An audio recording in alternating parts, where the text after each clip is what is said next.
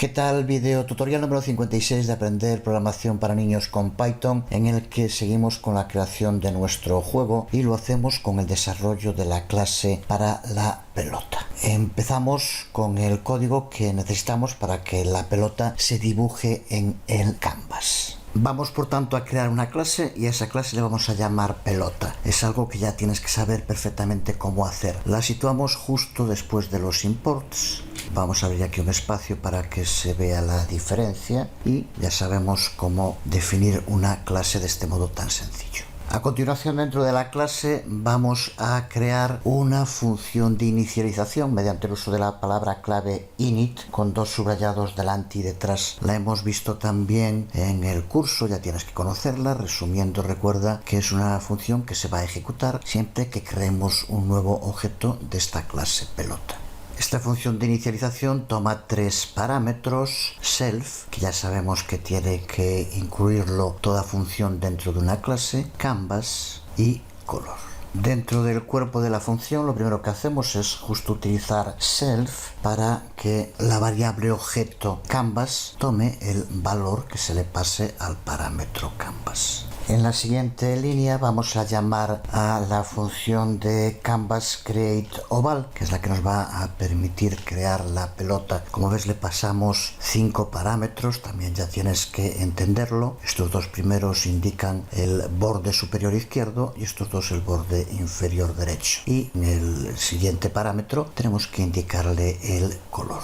Aquí se plantea el tema de los identificadores cuando creamos objetos en el canvas. Ya vimos que para solucionarlo lo mejor es guardar el resultado, ese identificador, en una variable. Es lo que vamos a hacer aquí. Se trata de una variable de objeto, por lo tanto tenemos que utilizar el self. Vamos a llamarla la variable id, así que escribimos esta primera parte, que lo que hace es asignar la id que nos devuelva cuando creemos oval en la variable objeto id. A continuación usamos otra función de canvas que ya conocemos, move. De nuevo vamos a hacerlo con el parámetro que se nos pase aquí para el canvas. Por tanto, una vez más usamos self canvas move. Y ahora nuestra función sabrá cuál es el objeto que tiene que mover porque se lo pasamos aquí como primer parámetro, como self id. Esto igual a lo que hemos hecho en los últimos videotutoriales. En lugar de utilizar el identificador, usamos el nombre de la variable. Los parámetros que le pasamos a move ya sabemos también que son x e y, lo que va a situar el óvalo en el centro de nuestro canvas. Con esto tenemos nuestra función de inicialización creada y ahora vamos a crear una segunda función de la clase pelota a la que llamamos dibujar y que solo pasamos como parámetro self. Y de momento como contenido vamos a incluir solo la palabra clave pass, que ya sabemos que sirve para indicar que no vamos a incluir código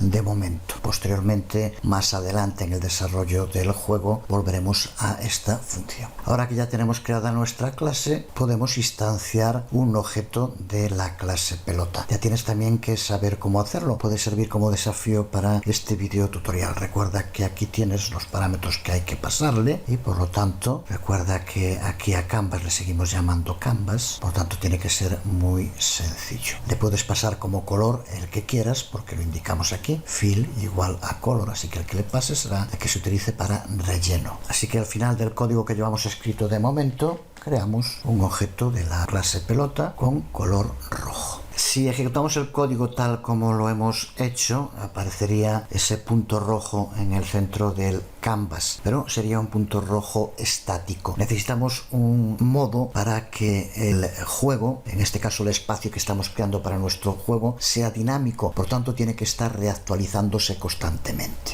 Para ello vamos a crear una animación mediante el uso de un loop, lo que se conoce como el main loop, nuestro juego, el loop principal, y que suele ser también la parte central de los programas que controla la mayor parte de lo que hacen. Nuestro main loop por el momento simplemente lo que va a hacer es decirle a tkinter que esté redibujando la pantalla constantemente, lo que permitirá que los cambios que haya en los objetos sean inmediatamente redibujados en el canvas. Este loop al que vamos a pasar, un loop while, le pasamos 1, lo que significa que se va a mantener ejecutándose siempre, por lo menos siempre que esté abierta la ventana de tkinter. Aquí tenemos ese loop while que lo que hace es estar actualizando constantemente la pantalla y descansando entre cada bucle del loop solo una centésima de segundo. Eso va a permitir que realmente nuestro canvas se convierta en una auténtica televisión animada en la cual todo cambio que se produzca será inmediatamente registrado y mostrado. Podemos ejecutar el código de momento y aquí tenemos nuestro canvas dentro de la ventana de nuestro juego y la pelota de color rojo centrada en el canvas. Un paso más. Recuerda que también ya con el while tenemos el canvas preparado para que nos muestre cualquier cambio en la localización de los objetos que haya en pantalla. Será lo que empecemos a ver en el próximo vídeo tutorial. Por hoy nada más. Os hablo Jesús Conde. Nos vemos.